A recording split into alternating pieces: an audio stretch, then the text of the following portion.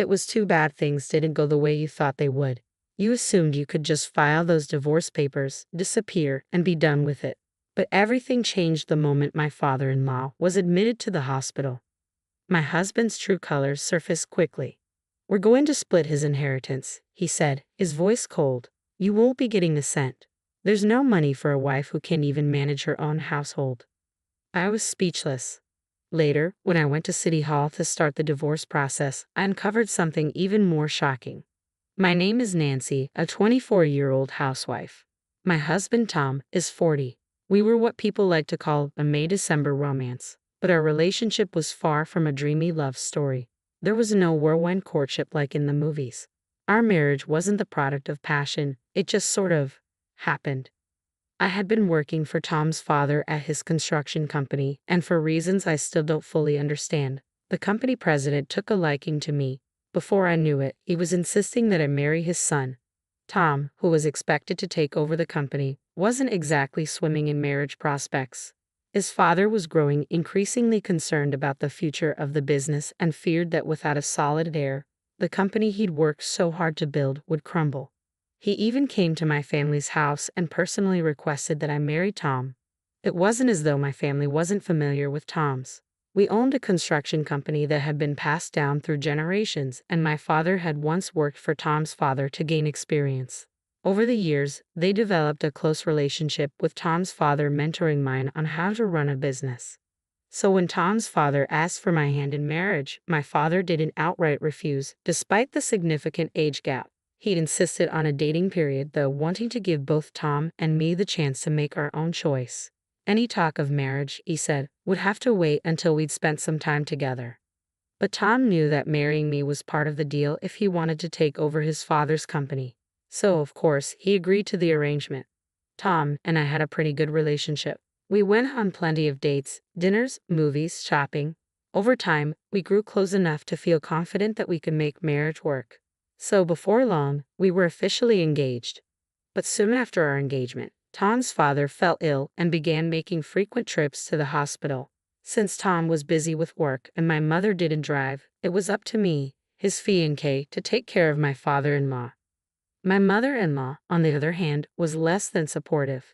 She constantly nagged me to focus more on housework, reminding me that I needed to do a better job considering I was about to become her daughter-in-law. "Nancy, hurry up. The morning reception hours are about to end. Take him already," she'd say, treating me more like hired help than family.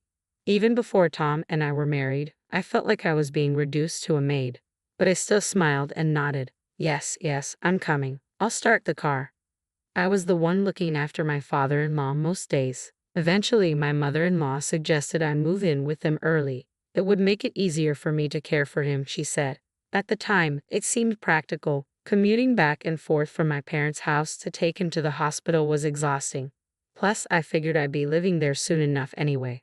I assumed we'd finalize the wedding plans once his health improved. So I thought, why not just sign the marriage papers now and move in? At first, everything seemed fine. There were no signs that Tom had been involved with anyone else before, no rumors or red flags.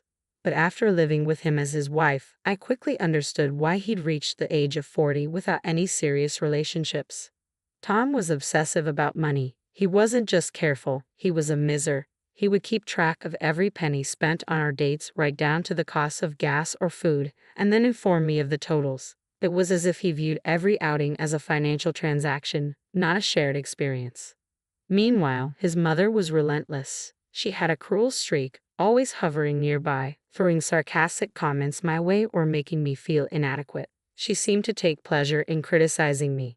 Oddly, Tom never said a word about his mother's extravagant spending habits. While he scrutinized every dollar spent on our dates, he turned a blind eye to her lavish expenses. Whether it was for designer clothes or expensive vacations, he was more than willing to indulge her, but when it came to us, his wallet stayed tightly closed. I couldn't help but wonder if Tom was one of those people whose devotion to his mother overshadowed everything else. It seemed like he prioritized her above all else. In hindsight, I realized I might have rushed into the marriage decision. Maybe I should have moved in first, getting to know their personalities and daily routines better before tying the knot. But when I thought about my father and my father-in-law, I felt at a loss for words. The only thing that kept me going was my father-in-law's unconditional support and affection for me. That morning, I was preparing to take my father-in-law, who hadn't been feeling well since the day before, to the hospital. I noticed my mother-in-law treating me more like a housekeeper than a future family member. "Nancy, have you made breakfast yet? The way you cleaned yesterday was unacceptable. Hurry up and get it done," she snapped. She barely moved from her spot in front of the television, where Tom sat beside her, passively watching the screen. "I'm sorry, but I don't have time right now. I need to get your husband to the hospital," I explained. "Oh, well, shouldn't you have gotten up earlier? I need to go out as well. Make us breakfast before you leave," she replied dismissively. I was baffled. Did they expect me to handle everything while they lounged around, seemingly indifferent to the well-being of their husband and father-in-law? "Please hold on for just a moment. I'll be done soon," I said, trying to balance my responsibilities. I rushed to prepare breakfast and served it to Tom and my mother-in-law. Once I finished, I went to my father-in-law, trying to help him get up. "I'm sorry for making you work so hard. I owe your father an apology, too," I said, feeling the weight of the situation. Just then, my father-in-law collapsed. My heart raced as I looked at him in horror, while Tom and my mother-in-law continued eating breakfast as if nothing had happened. I immediately called for an ambulance, my mind going blank until I finally heard the sirens approaching. When the ambulance arrived a few minutes later, Tom glanced at me and said, "Sorry, Nancy, but I have to leave. Handle the rest, and please lock up when you're done." With that, they left, leaving me alone with my father-in-law. At the hospital, he regained consciousness and was admitted after the necessary procedures. By the time the doctors finished explaining everything, it was already dark. As I sat beside him, he looked at me with weary eyes. "If something happens to me," he said softly, "I want to leave you something, Nancy. It's my way of apologizing for making you endure my ungrateful son and wife." I realize now that I've been so focused on work that I didn't see what was happening at home. His words were a painful acknowledgement of the situation I was trapped in. Just then, I heard someone clear their throat at the door. Tom and my mother-in-law entered, approaching me with concerned expressions. "How's he doing?" Tom asked, his voice lacking genuine concern. I reassured them. "He'll be fine. He just needs to rest for a bit. He should be out of the hospital soon." I explained to Tom and my mother-in-law what the doctor had said. Tom clicked his tongue, and it seemed my mother-in-law was visibly disappointed, though it might have been my imagination. A few days later, as I was preparing to visit my father-in-law, Tom and my mother-in-law handed me a paper. "Fill this out and take it to the government office," Tom instructed. The form was lined with green rules and clearly marked as a divorce decree. Tom had overheard our conversation in my father-in-law's hospital room and said, "My father planned to give you part of his inheritance, but we've decided you won't see a penny. Isn't this what you wanted all along, to marry someone so much older? Your plan didn't work out, so go file for divorce. We want nothing more to do with you." He cursed me angrily, and I was left in shock. What? I could barely comprehend what he was saying. "I wasn't expecting this. Just go to the government office, Tom. My father and I will divide his inheritance equally. There's no one else to share it with. There's no money for a wife who can't even manage her own housework." The cruelty of his words was overwhelming. My father-in-law was set to be discharged from the hospital soon, but it felt like Tom and my mother-in-law were already planning as if he were dead. The thought was terrifying. How could they be so heartless? "He's your family. He's not going to die. He'll come home and get better," I protested. "And don't accuse me of wanting the inheritance. That's not my intention. I never wanted this marriage in the first place."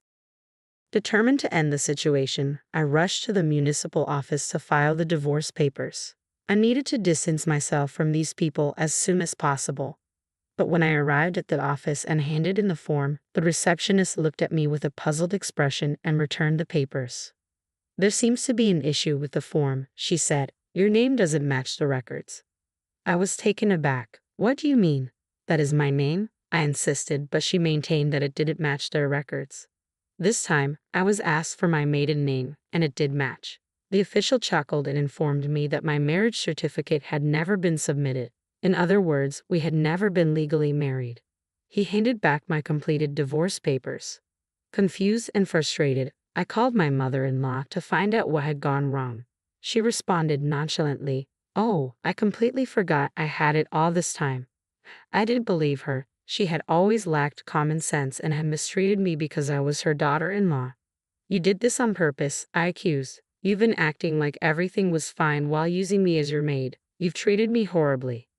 I could no longer stay polite. It's hard to ask you to manage the house if you're a stranger, but as a wife, I would have done anything for you.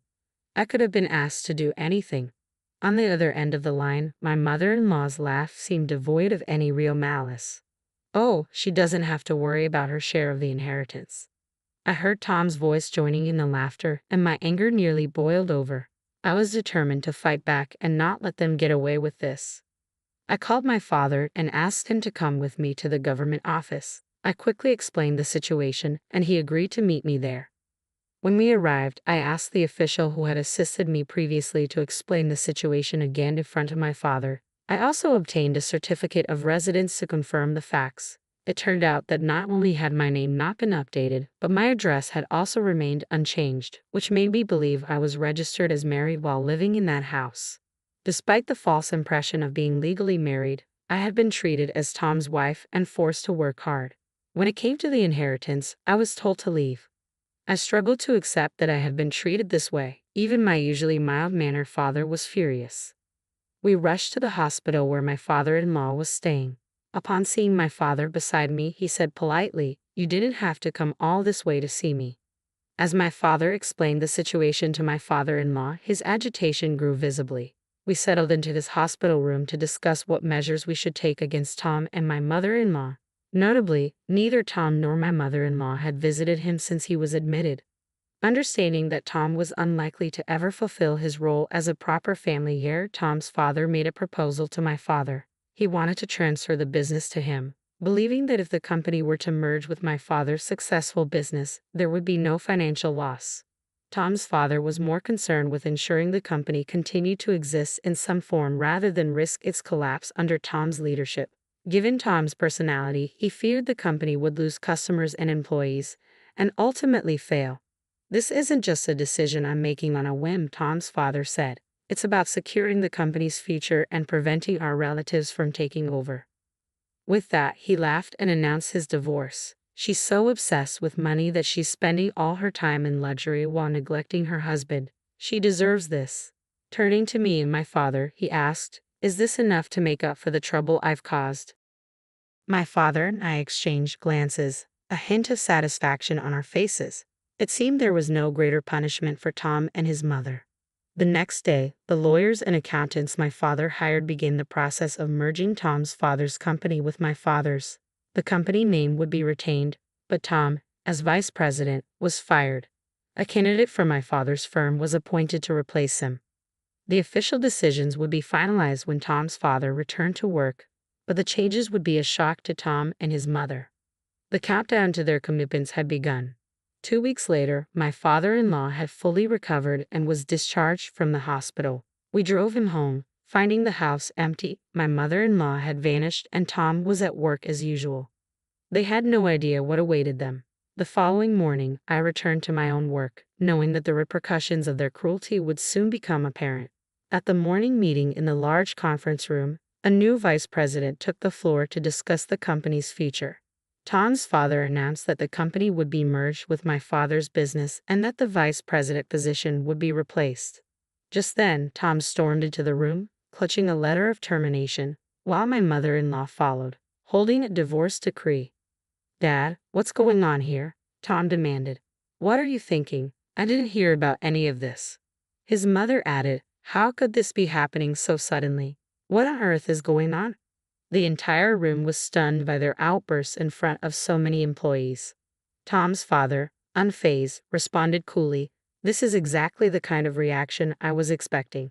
As soon as they spotted me, Tom and his mother-in-law turned their anger toward me. "You did this, didn't you?" they accused. "You're behind all of this just because you didn't get your inheritance." "I didn't do anything," I replied calmly. "You two started all this mess." Tom's father, with a cold stare, said, "Enough. You're disrupting the meeting. Get out." Nearby employees escorted Tom and his mother-in-law out of the conference room. After apologizing to everyone present, Tom's father concluded the meeting, bringing it to a close. Once Tom and my mother-in-law regained their composure, they repeatedly begged for forgiveness from me and Tom's father. Naturally, I had no intention of accepting their apologies and chose to ignore them. They lingered around the company for a while, but eventually they were banned from the premises after security guards issued strict warnings. They were also asked to leave their home as per Tom's father's instructions. Currently, they live together in a shabby apartment near their former home. As for me, I am enjoying a peaceful life as an office worker. My father remains furious and is preparing to file a claim for compensation against Tom and his mother-in-law for their actions. Their prospects for earning a living have all but vanished. This, I believe, is the beginning of their descent into hardship. I won't be offering them any help, but I hope they've learned that how you treat others will always come back to haunt you.